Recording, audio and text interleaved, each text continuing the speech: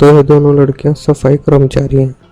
दोनों सफाई करती हैं, लोगों की सफाई करती हैं, लोगों के पर्स, चैन, घड़ी, पैसे इत्यादि इत्यादि जो भी हाथ लगता है सब कुछ साफ कर देती हैं। ये दोनों चोरटी हैं।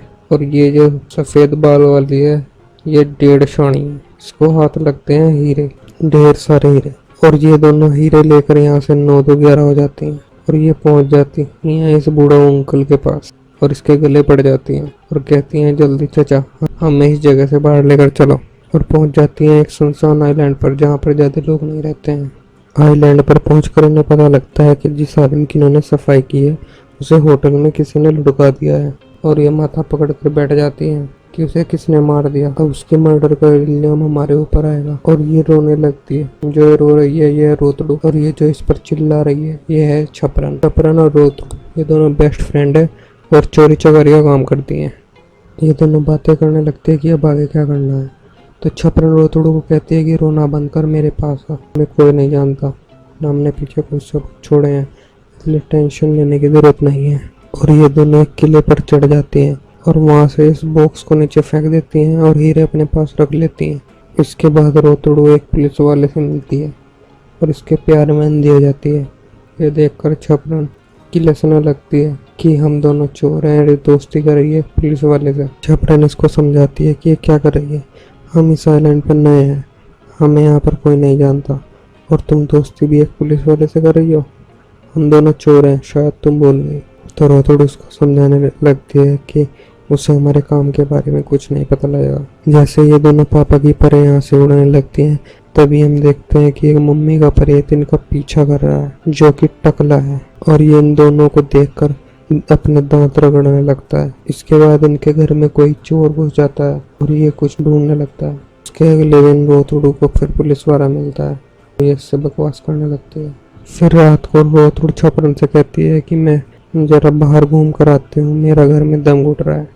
तो छपरन कहती है कि मैं जानती हूँ तू उस पुलिस वाले से मिलने जा रही है, मैं तुझे फिर आगाह कर रही हूँ कि तू उसके प्यार में मत पड़, वो हम दोनों को मार डालेगा, वो एक पुलिस वाला है, हम दोनों एक चोर है। इसके बाद ये खुद भी एक बार में चली जाती है और यहाँ एक लोंडा पकड़कर उससे बात करने लगती है, फ्लर्ट करने लगते हैं। और छपरन अपनी अदाओं से ढेर करने लगती है और इसको कहती है कि क्या तुम मेरे साथ डिनर पर चलोगे। तो लोंडा तो पहले से ही भूखा था, इसके साथ डिनर पर चला जाता है। इसके बाद अगला सीन देखने लायक नहीं है, इसलिए हम आगे बढ़ते हैं। जैसे ही वो वापस लौट कर घर आने लगती है पीछे से एक गाड़ी आती है और ये बाल बाल मारने से बचती है। इधर हम इस टकले को देखते हैं जिसके पास इन दोनों लड़कियों की फोटो है जब ये हीरे चुरा रही थी। अगले दिन फिर ये पुलिस वाला इन दोनों के पास आ जाता है और बकवास करने लगता है और ये जो प्यार में अंधी हो चुकी रोतड़ू है ये अंट संट बगने लगती है। लेकिन छपरन पहले की तरह ज्यादा खुश नहीं दिखाई देती है और पुलिस वाला भी पूरे गप्पे लड़ाने लगता है। इस सब के बाद छपरन का आशिक इसके घर तक पहुंच जाता है और छपरन इसको देख के कहती है कि तुम यहाँ क्या कर रहे हो। तो इसका आशिक कहता है कि चलो मैं तुम्हें कहीं पर लंच पर लेकर चलता हूँ। तो छपरन फिर से इसके साथ लंच पर चली जाती है। उसके बाद रोतड़ू और छपरन बीच पर टहल रहे हैं और आपस में बातें कर रहे हैं। अभी इन्हें वो बक्सा दिखाई देता है जिसको इन्होंने पहाड़ी से नीचे फेंका था और ये दोनों इस बक्से को उठाते हैं, लेकिन बक्से में से एक ट्रैकिंग डिवाइस निकलता है। इनके होश उड़ जाते हैं कि कोई इनका पीछा कर रहा है। तभी छपरन रोतड़ू को बताती है कि कल रात में मरते मरते बची किसी गाड़ी वाले के कारण, हमें यहाँ पर ध्यान से रहना होगा। आगे छपरन और रोतड़ू बात करते हैं कि हमारा पीछा एक टकला आदमी कर रहा है, हमें उसका पीछा करना होगा। मैंने देखा था उसको, वो बीच पर भी था और मैंने उसको हमारा पीछा करते हुए देखा है। मैंने इस बात पर ज़्यादा ध्यान नहीं दिया था, लेकिन अब मुझे लग रहा है कि वही आदमी है जिसका हीरो वाला बॉक्स था और अब वो हम तक पहुंच गया है। तो ये दोनों उसका पीछा करने का प्लान बनाते हैं और ये कहती है कि बस मैं थोड़ी देर में आती हूँ, मैं बाहर डिनर करने जा रही हूँ। और ऐसा कहकर ये यहाँ से चली जाती है। अगले दिन सुबह की जैसे ही टकला अपने होटल से बाहर निकलता है ये दोनों बात करती हैं कि छपरन इसके कमरे में घुसेगी और रोतड़ू इसका पीछा करेगी। इस तरह से छपरन इसके होटल के रूम में पहुंच जाती है और रोतड़ू टकले का पीछा करने लगती है। इसके बिल्कुल सिर पर चढ़कर इसका पीछा करती है। इधर छपरन इसका घर टटोलने लगती है और उधर रोतड़ू पीछा कर रही थी, तभी इसका आशिक पुलिस वाला इसके पास आ जाता है और कहता है कि मैं जानता हूँ तुम दोनों चोर नहीं हो और ये रही तुम्हारी सारी डिटेल। मेरा दिल टूट गया, मैंने सोचा था कि मैंने एक ईमानदार लड़के से प्यार किया है। इधर छपरन देखते हैं कि हीरे चोरी होने वाली रात के फोटो सारे इस टकले के पास हैं, एक एक फोटो इसके पास है और ये समझ जाती है कि ये चोर एक नंबर का ठरकी आदमी है। और ये वापस आकर बातचीत करते हैं कि पुलिस वाले को हमारी असलियत पता है और वो टकला भी जानता है कि हम दोनों कौन है और ये ट्रैकिंग डिवाइस लगाने वाला हो ना हो इन दोनों में से कोई एक है। और ये हर संभावनाओं पर बात करती हैं कि इन दोनों में से कौन हमें मारने की कोशिश कर रहा है। इस तरह रोतड़ू फिर से रोने लगती है और उसको कहती है कि हम दोनों पुलिस के पास चलते हैं और अपना गुनाह कबूल कर लेते हैं, कम से कम हीरो के बदले हमारी जान तो बचेगी।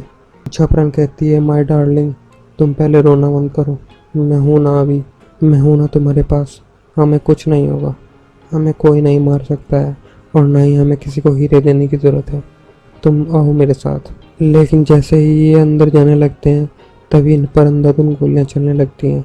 किसी तरह लेटते हुए घर के अंदर पहुँचते हैं और ये दोनों नीचे लेटी रहती हैं और गोलियाँ चलती रहती हैं। तो ये फिर उठती हैं और किसी तरह अपनी जान बचाती हैं। अगले दिन हम देखते हैं कि टकला छपरन का वो फोटो देख रहा है जिसमें ये अंगड़ाई ले रही है। ये महान ठर की टकला आदमी एक नंबर का हरामी है। और ये रोतड़ू का फोटो भी देखता है जिसमें ये पुलिस वाले के साथ है। इधर हम छपरन के आशिक को देखते हैं जो छपरन से बात कर रहा है कि मैं इस आइलैंड को छोड़कर जा रहा हूँ।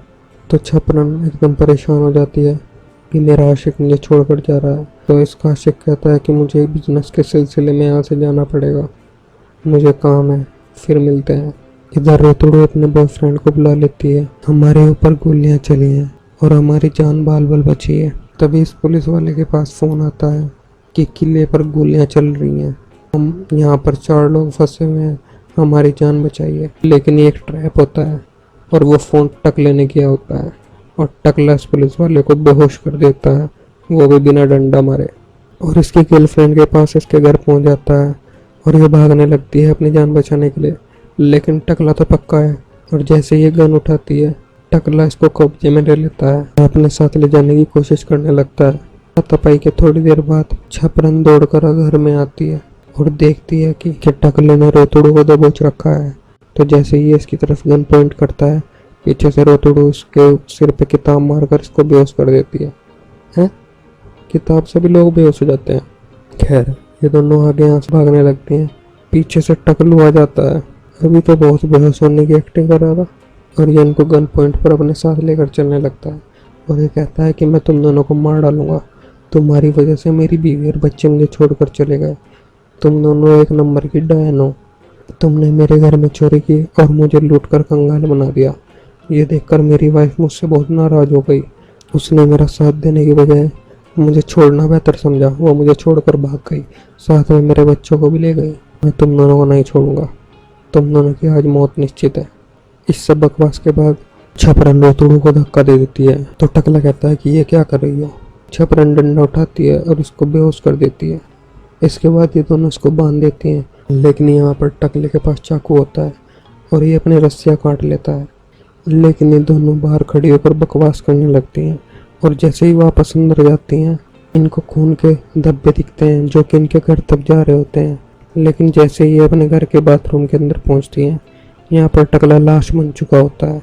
तो छपरन सोचती है कि अगर टकले ने ये सब कांड नहीं किया तो फिर कौन हमें मारना चाहता है और किसने हम पर गोलियां चलवाई। तभी उसको फ़ोन आता है इसके आशिक का कि बेबी डॉल तुम्हारी दोस्त मेरे कब्जे में है, मैं ही था जो तुम्हारा पीछा कर रहा था और पीछा करते करते यहाँ तक पहुँचा। वो ट्रैकिंग डिवाइस मैंने उस बॉक्स में लगाया था। अभी इसको कहता है कि आधे घंटे में किले पर पहुँच वरना इसकी खोपड़ी खोल दूंगा। ये सभी लोग थोड़ी देर बाद किले पर पहुँच जाते हैं और ये इसका आशिक कहता है कि जो हीरे तुमने मुझसे चुराए थे वो इधर फेंको और तुम्हारे पास जो भी हथियार है वो भी मेरी तरफ फेंको।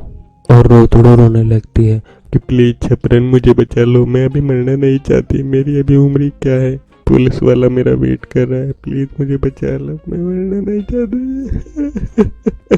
छपरन इसको कहती है कि इसको छोड़ दे वरना मैं तुझे नहीं छोड़ूंगी। सांड की औलाद, तुझे बहुत लंच डिनर करने का शौक है ना, आगे छपरन कहती है कि इसको छोड़ वरना ये सारे हीरे पानी में जाएंगे। उसके बाद ये दोनों बहसबाजी करने लगते हैं कि कौन किसको पहले छोड़ेगा, हीरे ये पानी में छोड़ेगी या ये इस रोतड़ू को पहले छोड़ेगा। लेकिन अचानक ही छपरन का पैर फिसल जाता है और ये नीचे पहाड़ी पर लटक जाती है और मरने से बाल बाल बचती है।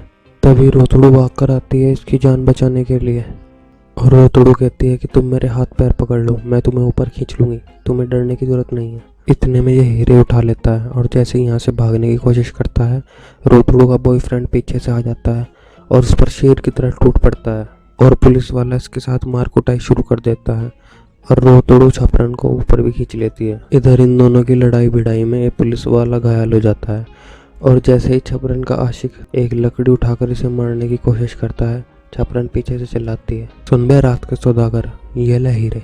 और ऐसा कहकर ये हीरे फेंक देती है। हीरे पकड़ने के चक्कर में पहाड़ी से नीचे गिर जाता है और साथ में हीरे की डिबिया भी ले जाता है और रोतड़ू भाग कर आती है और पुलिस वाले को उठाती है और उसको कहती है कि मुझे माफ़ कर दो, मेरी वजह से तुम इस सब में फंस गए, मैं आज से चोरी चकारी सब छोड़ दूँगी, मैं बस तुम्हारे साथ रहना चाहती हूँ। तभी छपरन आती है और ये भी इससे माफ़ी मांगती है और कहती है कि हम दोनों ये काम आज से छोड़ते हैं और ये दोनों इसको कंधे पर उठाकर किले से नीचे घसीट कर ले आते हैं।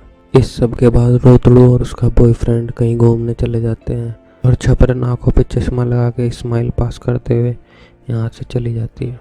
अगले सीन में हम देखते हैं कि छपरन मॉडल की तरह बीच पर घूम रही है, जैसे कि ये रैंप वॉक कर रही हो और अच्छे अच्छे पोज देने लगती है। इसको ऐसे घूमते हुए नीचे कुछ दिखाई देता है और ये लकड़ी हटा कर देखती है, इसको वही डिब्बी मिलती है जो इसने फेंकी थी। जैसे ही इस डिब्बी को खोलती है इसमें सारे हीरे होते हैं। इसकी खुशी का कोई ठिकाना नहीं रहता है और फिर से मॉडल की तरह स्लो मोशन में बीच पर घूमने लगती है और ड्रोन कैमरा इसके सिर के ऊपर से होते हुए आगे बढ़ जाता है। यहीं पर ये वीडियो समाप्त होती है। तो कैसी लगी आपको ये वीडियो कमेंट करके बताइए, लाइक करिए, शेयर करिए, सब्सक्राइब करिए।